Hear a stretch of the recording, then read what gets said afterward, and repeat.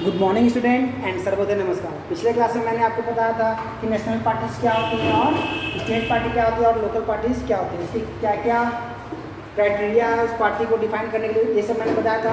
इस क्लास में हम लोग पढ़ेंगे पॉलिटिकल पार्टी को क्या क्या चैलेंज फेस करना होता है, क्या क्या चैलेंज फेस करना होता है। तो challenge face by political party, तो हम लोग देखेंगे क्या क्या पॉलिटिकल पार्टी को 4 चैलेंज फेस करना होता है। पहला चैलेंज है आपका लेक ऑफ इंटरनल डेमोक्रेसी, दूसरा डायनेस्टिक सक्सेशन, तीसरा मनी एंड मसल पावर, चौथा लैक ऑफ मीनिंगफुल चॉइस। तो पहला क्या है, लैक ऑफ इंटरनल डेमोक्रेसी, यानी कि उनके पार्टी के अंदर अंदरूनी डेमोक्रेसी की कमी है। इंटरनल डेमोक्रेसी की कमी है मतलब क्या होता है, उनके पार्टी के अंदर डेमोक्रेसी वाला कोई प्रोसेस नहीं है।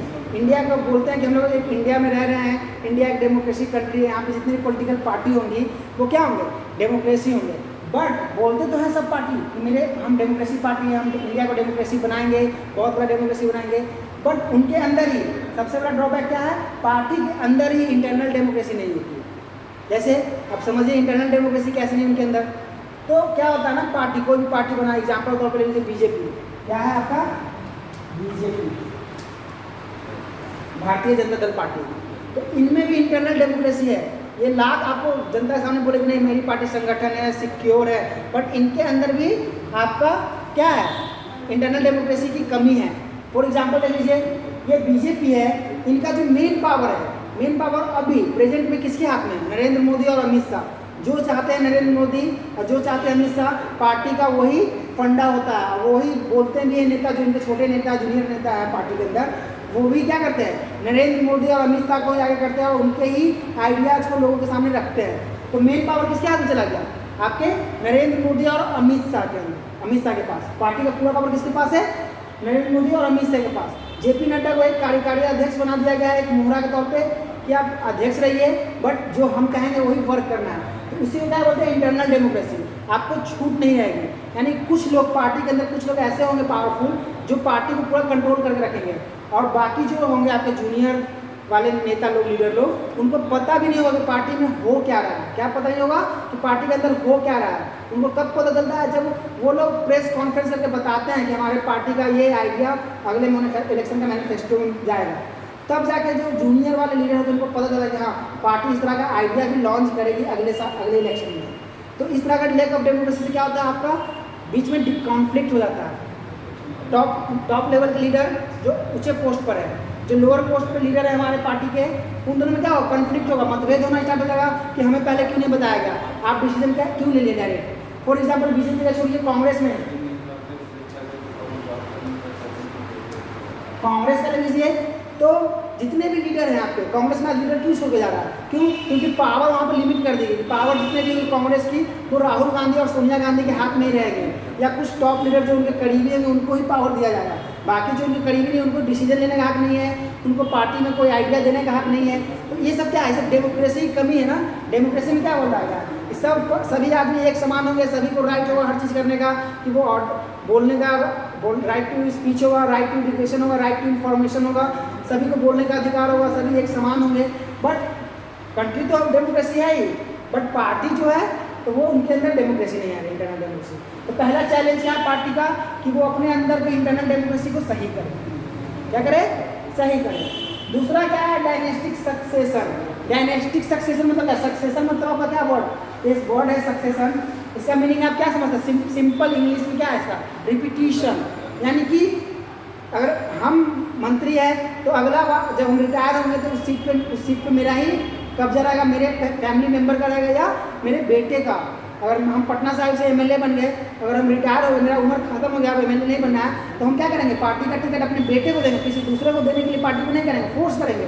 क्यों, क्योंकि अब मेरे पार्टी के अंदर तो इंटरनल डेमोक्रेसी है नहीं, तो मेरा पकड़ है पार्टी के अंदर, तो हम क्या करेंगे, फोर्स करेंगे पार्टी को। तो दूसरा कैंडिडेट खड़ा करते हैं मेरे जगह पे, मेरे बेटे को टिकट ना देके कोई दूसरा को देते हैं आप टिकट, तो हम आपके पार्टी के खिलाफ जाएंगे और आपके कैंडिडेट के विरुद्ध हम आपको प्रचार करेंगे और आपको पार्टी के कैंडिडेट को इलेक्शन हरा देंगे। तो ये क्या है, डायनेस्टिक सक्सेशन। इसमें क्या होता है, जो पार्टी के अंदर जो टॉप लीडर्स होते हैं वो क्या करते हैं, अपने फैमिली मेंबर, अपने दोस्त रिश्तेदार को क्या करते हैं, पार्टी टिकट दिलाने के लिए काफ़ी जो मेहनत करते हैं, और अपने पार्टी फैमिली मेंबर और अपने रिलेशनशिप को ही टिकट देते हैं इलेक्शन लड़ने के लिए, ठीक है। तीसरा है आपका मनी एंड मसल पावर। बहुत सारी पार्टीज हैं जो क्या करती हैं, ऐसे लोगों को टिकट देती हैं जो इलेक्शन के समय ज़्यादा पैसा दे पार्टी को, फंड रेज कर दे पार्टी के लिए, जैसे मुकेश अंबानी, आपका रतन टाटा, मित्तल, ये सब क्या है, ये सब बहुत बड़े उद्योगपति, तो ये सब क्या करते हैं, ये सब इलेक्शन समय पार्टी को चंदा देते हैं, फंड देते हैं इलेक्शन लड़ने के लिए। तो लोग क्या करते हैं, उन लोग को या तो इलेक्शन का टिकट ना देके क्या करते हैं, राज्यसभा में कैंडिडेट बना के राज्यसभा जिता के उनको सांसद भेज देते हैं। ये तो पिछले गेट से जाना, यानी कि चोर गेट से जाना। राज्यसभा क्या होता है, राज्यसभा सांसद होता है कि पैसे के बल पर राज्यसभा सांसद आप बन जाना, उसमें आप लोग वोट नहीं करते। वो लोग क्या, पैसे के बल पे पिछले गेट से सांसद के अंदर इंटर करना।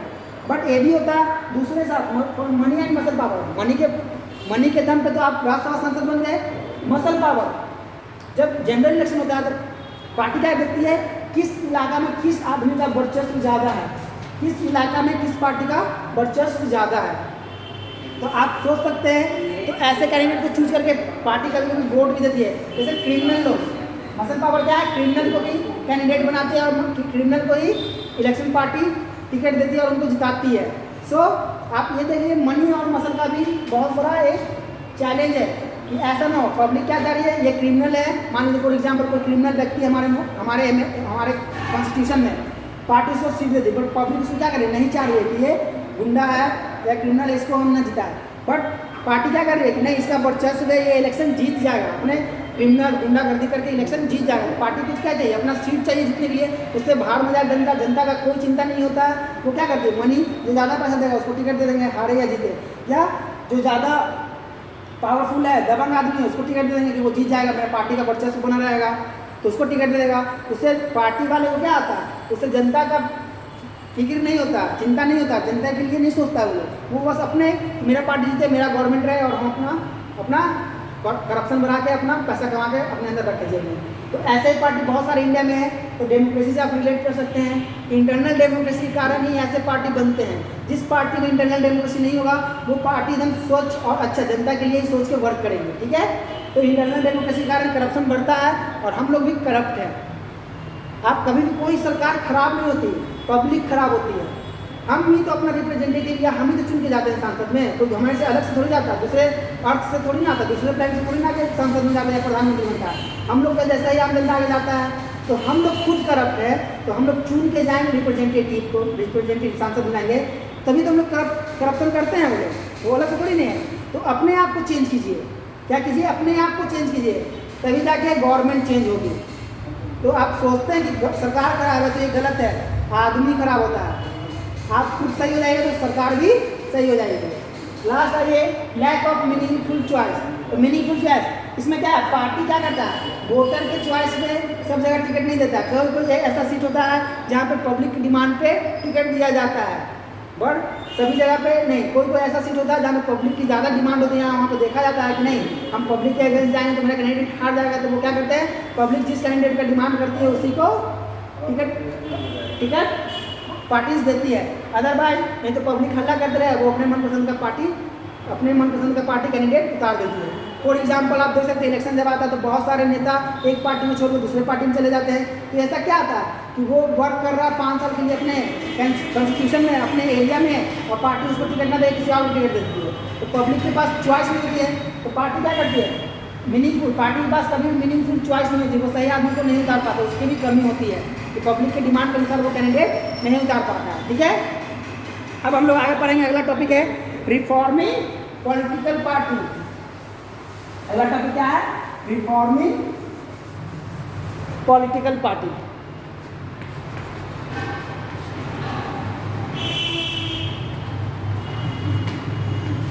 अगला आता है रिफॉर्मिंग पॉलिटिकल पार्टी।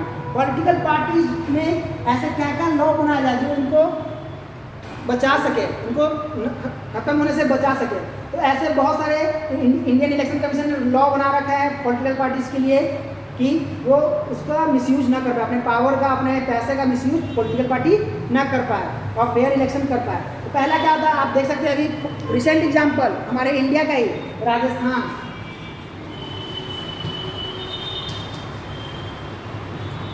MP, वहाँ पे क्या हुआ, कांग्रेस का MLA लोग अपने पार्टी को छोड़ के बीजेपी को ज्वाइन कर लिया। तो इसके लिए इलेक्शन कमीशन ने लॉ बनाया, क्या बनाया लॉ, कि कोई भी पार्टी का MLA, कोई भी पार्टी, अगर आप बीजेपी से विधायक बनते हैं या आप कांग्रेस से विधायक बनते हैं, तो आपके पास ऐसा कोई हक नहीं है कि अब आप जीतने के बाद पार्टी चेंज कर लें। तो ऐसा इलेक्शन कमीशन ने लॉ बनाया है कि अगर आप किसी पार्टी से विधायक बने या सांसद बने तो आप पार्टी चेंज नहीं कर सकते हैं। अगर आप पार्टी चेंज करते हैं अपने मन से तो आपका वो पोस्ट चला जाएगा, एमपी विधायक का पोस्ट आपका बर्खास्त कर दिया जाएगा। ठीक है, तो ऐसा लॉ बनाया गया। ऐसा लॉ क्यों बनाया गया कि गवर्नमेंट स्टेबल रहे, गवर्नमेंट को कोई अपने इंटरेस्ट के लिए इन्फ्लुएंस ना कर पाए। अगर ऐसा नहीं लॉ बनता कि आप एक पार्टी से दूसरे पार्टी में चले जाने का नहीं जा सकते, ऐसा लॉ नहीं होता कि आप जा सकते हैं सारी, जितने के बाद आप पार्टी चेंज कर सकते हैं। तो ऐसा क्या होता, हम जैसे मान लीजिए बीजेपी जीत गया, कांग्रेस जीत गई, ऐसा लॉ नहीं होता। तो क्या होता, अब कुछ विधायक के सांसद क्या अपने प्रॉफिट के लिए बीजेपी वाला बोलेंगे मेरे पास आ जाओ, तुमको हम मिनिस्टर का पोस्ट देंगे, मंत्री बना देंगे या तुमको हम इतना पैसा देंगे, आ जाओ मेरे पास, कैश रिवार्ड देंगे। तो वो क्या करता, पार्टी शिफ्ट कर जाता, कांग्रेस से कहाँ चला जाता, कांग्रेस से बीजेपी में चला जाता और गवर्नमेंट कांग्रेस की गिर जाती। तो इसीलिए इलेक्शन कमीशन ने ऐसा लॉ रूल बनाया है कि आपके पास बहुमत का, मान लीजिए 100 सीट है, 100 सीट का विधानसभा, फॉर एग्जाम्पल राजस्थान में 100 सीट का विधायक का विधानसभा है, तो बहुमत के लिए हमें क्या चाहिए 51, यानी कि हाफ से एक सीट ज़्यादा। बहुमत क्या होता है, हाफ से एक सीट ज़्यादा। तो इलेक्शन कमीशन ने लॉ बनाया कि पार्टी आप तभी चेंज कर सकते हैं जब बहुमत का 1/3 विधायक आपके साथ है, तभी आप पार्टी चेंज करके दूसरे पार्टी में मर्ज हो सकते हैं या नया पार्टी आप बना सकते हैं। जब आपके पास 1/3 बहुमत होगा विधायक का, तब जाके आप कोई पार्टी को कांग्रेस से छोड़ के आप नया पार्टी बना सकते हैं, तो आपका पोस्ट नहीं जाएगा, आप विधायक रहिएगा।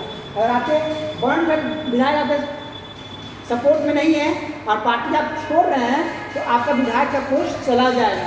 फॉर एग्जाम्पल अभी राजस्थान में क्या हुआ, सचिन पायलट वाला देखिए केस, बहुत रिसेंट है केस सचिन पायलट वाला। सचिन पायलट राजस्थान में गवर्नमेंट लाने के लिए 102 सीट चाहिए, गवर्नमेंट के लिए 102 सीट चाहिए गवर्नमेंट लाने के लिए।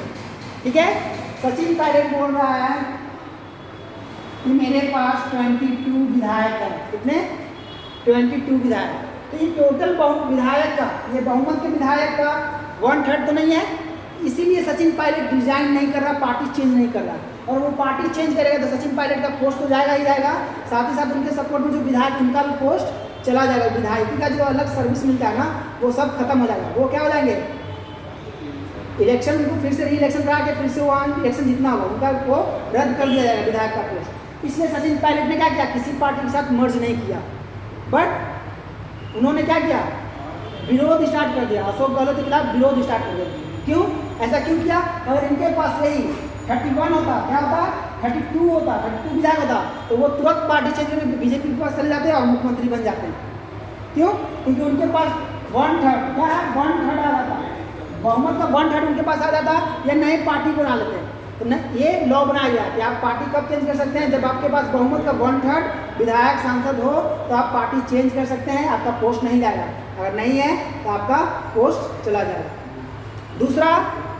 दूसरा क्या था लॉ बनाया, सुप्रीम कोर्ट ने एक ऑर्डर पास किया कि जितने भी कैंडिडेट एमपी एमएलए का इलेक्शन लड़ेंगे, वो एक एफिडेविट में अपने प्रॉपर्टी का पूरा डिटेल, आपके ऊपर कितना क्रिमिनल आपके ऊपर कितना क्रिमिनल केस है, वो सब एफिडेविट में मेंशन करके आप दीजिए, पब्लिक को जनरल कीजिए, सारे पब्लिक आपके इन्फॉर्मेशन को जान सके, आप सारा इन्फॉर्मेशन शेयर कीजिए।